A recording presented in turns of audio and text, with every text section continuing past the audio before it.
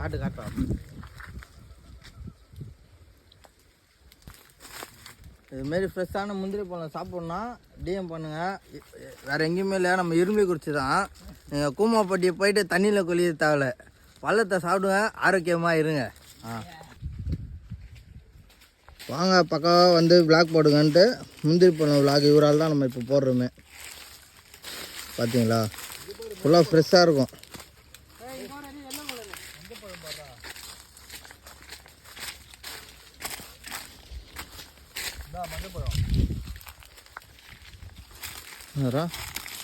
பாருங்க, இதில் வந்து கலர் வந்து 2 இருக்குது. ரெட்டு ஒன்று, மஞ்சள் ஒன்று. வேறு ஏதாச்சும் கலர் இருக்காடா? பச்சையா? பச்சை வந்து காய் போல். பாருங்க, ஃப்ரெஷ்ஷானது.